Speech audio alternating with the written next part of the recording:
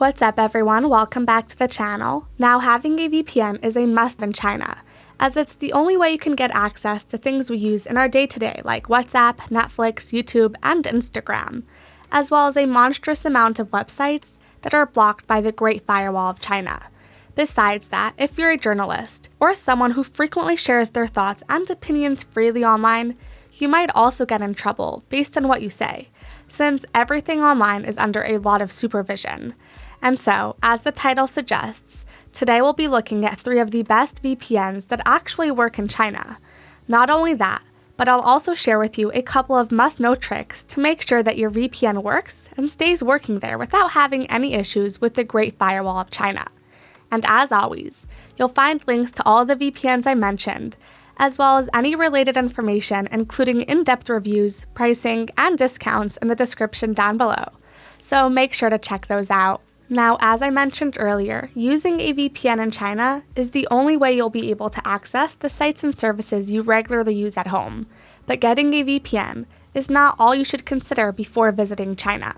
First of all, where you're staying may or may not affect the online resources that you can access. Second of all, if you want to use a VPN in China, make sure that you download and set up the VPN before you go over there, since most, if not all, VPN websites are blocked once you get to China due to government restrictions. You also want to choose a reliable internet service provider, and you should consider getting a Chinese SIM card so that you can avoid roaming fees from your regular service provider. Okay, so when I started looking for and picking VPNs to use in China, I followed a certain criteria. First, they need to have a proven ability to access the free internet in China. Then they need to have servers close to China, because the closer the servers are to you, the more stable your connection gets. After that, they need to have a strong zero-log privacy policy, because if they snoop, store, or sell your data, you're better off not having them in the first place. And lastly, they need to have streaming and torrenting support. Now, the first of the 3 is going to be ExpressVPN, which is the option I recommend the most. Out of all 3 of the VPNs I've tested out, Express was the most consistent, and I've had no issues using it whatsoever. Now, you might be wondering, well, if it's that consistent, then it must be pretty difficult to set up, right? No, not really. All you need to do is literally get yourself a subscription, download the app before you get to China, and turn it on once you're there. And that's literally all you need to do. Its obfuscation works on literally every single one of its servers, and it has over 3,000 of those in 105 countries. This number of countries is the most I've seen offered by any VPN service, and would allow you to access several libraries from streaming services all around the world. Also, during my speed tests, Express only dropped my speed around 10 to 25%, which is great, since a speed drop is natural when it comes to VPNs due to the encryption process, and any speed drop up to 40% is still considered good. And the best part about Express is that it has the most trusted privacy policy out there. It has a strict no logs policy and operates on RAM-only servers, which means that they cannot store any data on them, and whatever information is left on the server, they'd be wiped out with every system reboot. And this policy has not only been audited several times by independent companies to prove their commitment to these policies, but it has also gone through a real-life stress test back in 2017, where one of their servers was seized by the Turkish government as part of an ongoing investigation, only to find nothing of use on that server. Other than that, you have a kill switch that would sever your internet connection the second you disconnect from the VPN server.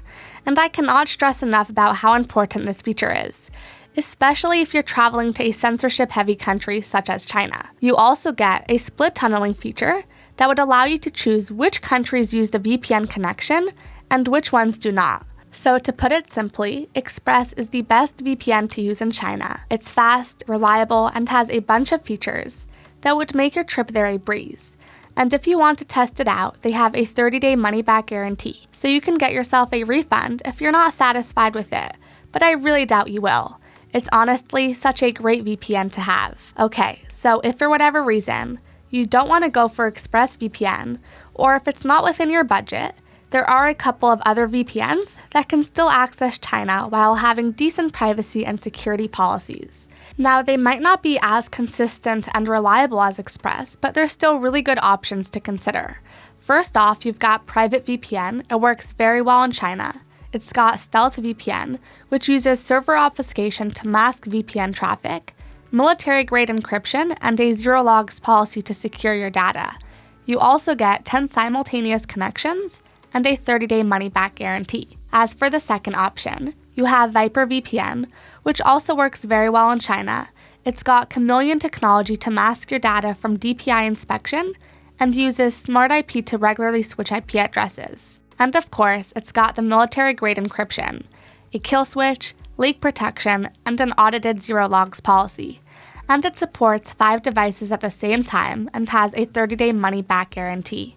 And so these are the 3 best VPNs to use when traveling to China. If you want to save yourself the trouble and get one that works 100% of the time with fast internet and a bunch of features while being incredibly easy to use, I would highly recommend ExpressVPN. And if you don't want to get ExpressVPN, the other options are just as fine, but you might be sacrificing a bit of speed and consistency. With that being said, having access to China while maintaining a strong no-logs policy is still a feat of its own, which is what got these 2 on this list. Anyway, that will be all for today's video. Thank you so much for watching. Don't forget to check out the links in the description to grab yourself the best discounts possible, and like and subscribe to see more of these videos. And let me know in the comments if there's anything cybersecurity you'd like me to cover. Again, thank you so much for watching, and I'll see you in the next one. Have a great day.